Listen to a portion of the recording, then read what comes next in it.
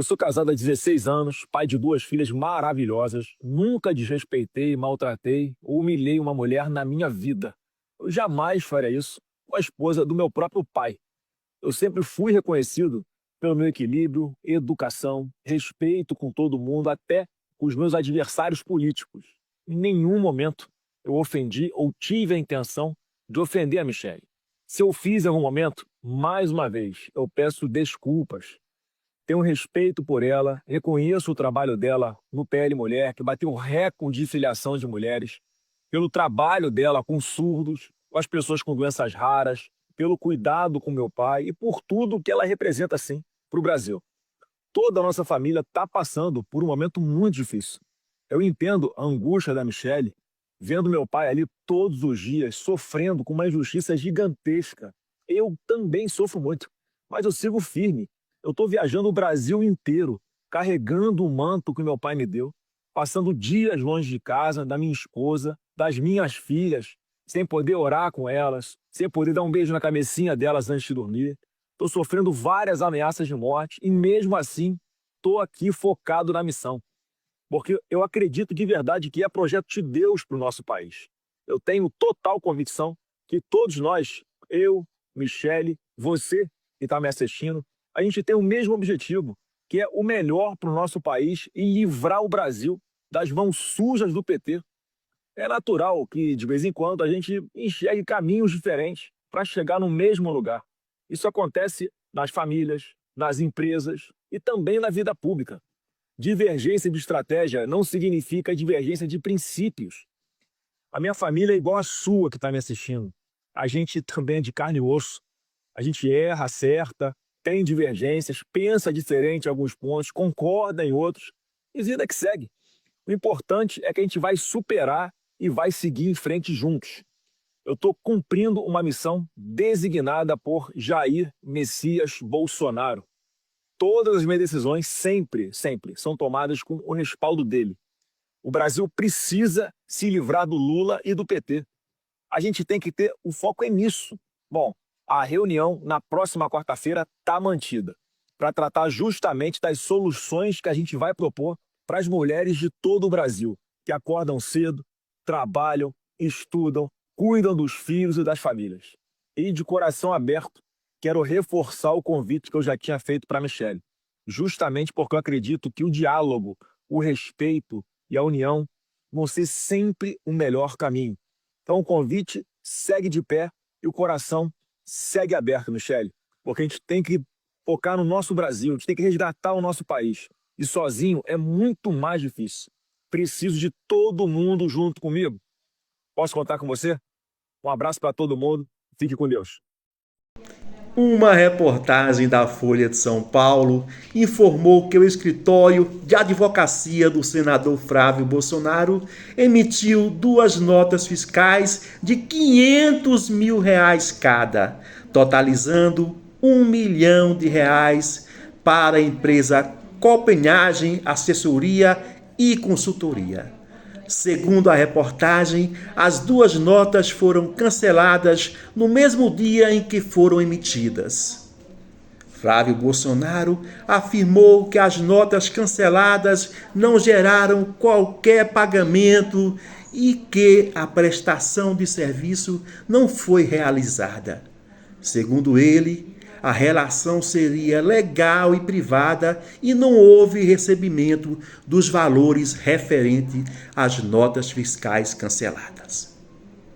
O caso passou a repercutir após a divulgação dos documentos e segue sendo acompanhada pela imprensa. Ante o momento, a notícia trata da emissão do cancelamento das notas fiscais, além da versão apresentada pelo senador Flávio Bolsonaro sobre o episódio. E você, o que acha disso tudo? Segundo a coluna de Leonardo Sakamoto, do UOL, Flávio Bolsonaro enfrenta dificuldades para atrair o apoio do Centrão após se afastar politicamente do senador Ciro Nogueira, que é presidente do PP, e estar envolvido em meio a essas investigações relacionadas ao caso do Banco Master.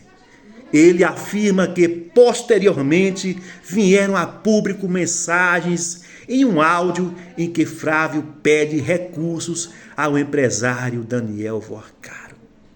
A coluna também destaca que o ministro André Mendonça autorizou a abertura de um inquérito da Polícia Federal para apurar se os recursos tiveram destino irregular ou não.